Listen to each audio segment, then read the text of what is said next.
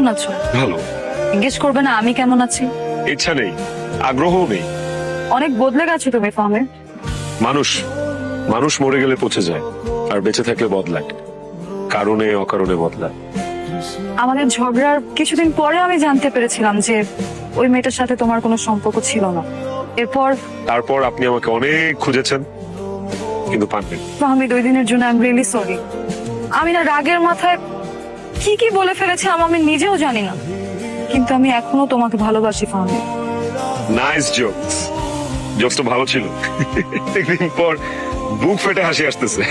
আমি জোকস করতেছি না, আমি সিরিয়াসলি বলতেছি। লজ্জা লাগে না? লজ্জা শরম নাই আপনার? একটু তো হায়া লজ্জা শরম এগুলো থাকা উচিত একটা মানুষের। ভালোবাসা মানে কি?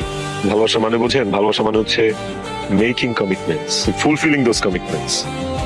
একজন আরেকজনের উপর দায়বদ্ধতা, সবসময় ভালোবাসা মানুষের ভালো চাওয়া, সুখ দুঃখ ভাগাভাগি করে নেয়।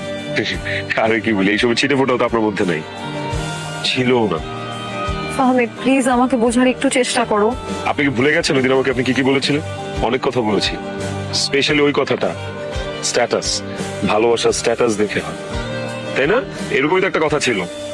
সরি টু সে, এখন আমার আর তোমার, আই মিন আপনার, আমার আর আপনার স্ট্যাটাস এর মাঝখানে যোজন যোজন দূরত্ব, অনেক ডিস্টেন্স।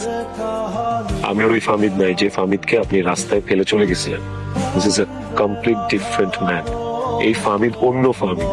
তার প্রতি আমার কোনো রাগ ক্ষোভ গ্রাজেস কিচ্ছু নেই, মাফ করে দিচ্ছি। বাট একটা কথা কি জানেন, আপনি চলে যাওয়ার পর আমি আর কাউকে ভালোবাসতে পারিনি। আমার মধ্যে থেকে ওই ভালোবাসাটা জন্মই নেয়নি কারোর জন্য। আজ পর্যন্ত আমি আর কাউকে ভালোবাসিনি। আমি জানি না আমি আর জীবনে কোনদিন কাউকে ভালোবাসতে পারবো কিনা। সুন্দর লাগতেছে। ঠিক আছে।